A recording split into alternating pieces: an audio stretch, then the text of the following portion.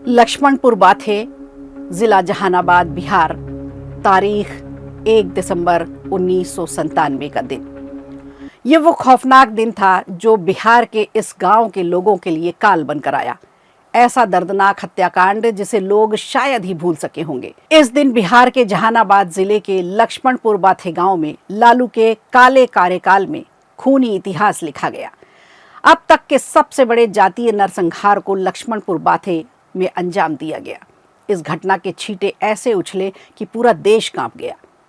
दरअसल तत्कालीन मुख्यमंत्री राबड़ी देवी के राज में शासन प्रशासन की अनदेखी होती रही। बिहार को ऐसे मुहाने पर लाकर खड़ा कर दिया गया था जहां आए दिन लाशों का अंबार देखने को मिलता था, जो पूरी तरह से सरकार के संरक्षण में प्राप्त लोगों द्वारा किया जाता था। दरअसल गया के नरसंहार के बाद अब भूमिहार जाति से आने वाले ब्रह्मेश्वर सिंह ने नक्सलियों को उन्हीं की भाषा में जवाब देने का निश्चय किया। इसी सोच का परिणाम थी रणबीर सेना।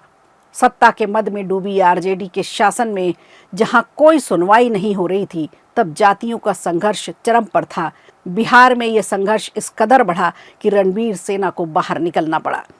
भूमिहार जाति, जिसके पास भूमि हो, भूमिहारों के पास सबसे ज्यादा जमीनें होती थी। जमींदारों पर भी इन्हीं का वर्चस्व था। लेकिन एक दिन अचानक हजारों एकड़ जमीन पर नक्सलियों का लाल झंडा लहराने लगता है। जो जमीन भूमिहारों की, उस पर नक्सली संगठन का कब्जा हुआ तो लोगों ने खेती करना डर के कारण छोड़ दिया। दरअसल इनको हिम्मत भी लालू यादव की सरकार से मिल रही थी, क्योंकि लालू यादव और राबड़ी देवी पर कम्युनिस्टों पर मेहरबान होने का आरोप लगता था और नक्सलियों पर कोई कार्रवाई नहीं होती थी। 1996 में मध्य बिहार बेलाउर में रणबीर सेना की स्थापना की गई। तब ब्रह्मेश्वर सिंह ने सभी लाइसेंसधारी सवर्णों से संगठन में शामिल होने की अपील की, संगठन से जुड़ने की बात कही। लेकिन इसमें अवैध हथियारों का एक तरह से जखीरा जमा होने लगा। ऐसा कहा जाता है भोजपुर में नाकेबंदी कर दी गई थी, जिससे सवर्णों में भारी नाराजगी देखी गई और रणबीर सेना ने संभाला मोर्चा। इसके पहले 9 भूमिहारों को मौत के घाट उतार दिया गया था। 1996 में पहली बार रणबीर सेना ने विरोध जताया और बदहाली टोला में एक बड़ा नरसंहार किया।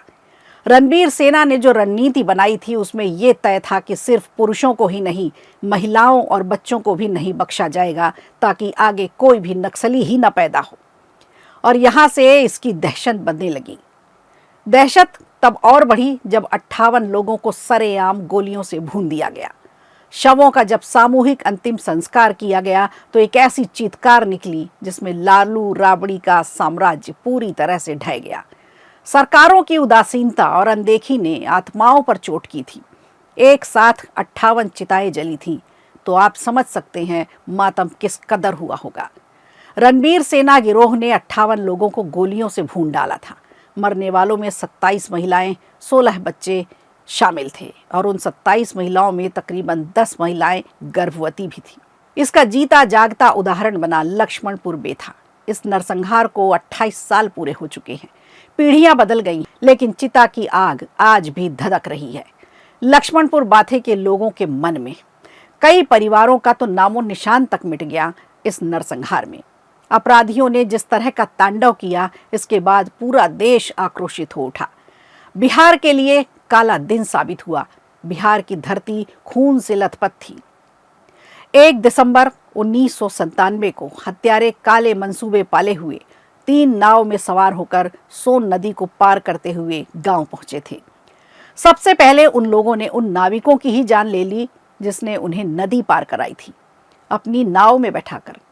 इसके बाद हत्यारों ने भूमिहीन मजदूरों और उनके परिवार के सदस्यों को घर से बाहर निकाला और 58 लोगों को गोलियों से वहीं भून दिया। 3 घंटे तक चले इस खूनी खेल में सोन नदी के किनारे बसे बाथे टोला गांव को पूरी तरह से उजाड़ दिया गया था। धरती खून से लाल हो उठी थी। इस हत्याकांड में कई परिवारों का नामो निशान तक मिट गया। दरअसल बिहार में 90 का दशक बेहद भयावह था।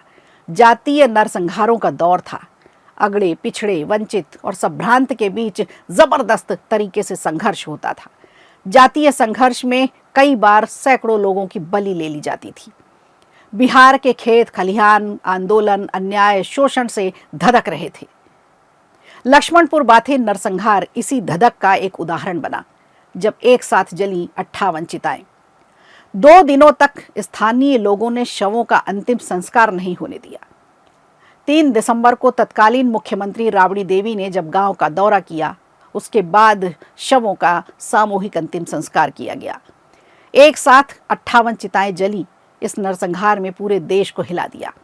उस समय राष्ट्रपति रहे KR नारायणन ने गहरी चिंता जताते हुए इस हत्याकांड को राष्ट्रीय शर्म करार दिया।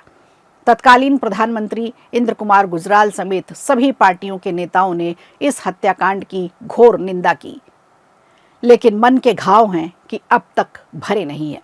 इस त्रासदी में लोगों ने अपनों को खोया। परिवार अब भी दर्द के साथ जी रहा है। गांव खुद अपने इतिहास का जैसे बोझ ढो रहा है, जिसके अस्तित्व पर अब भी खून के छींटे हैं। लंबा समय बीत गया, जाति संघर्ष सरकारी उदासीनता का जीता जागता सबूत बना।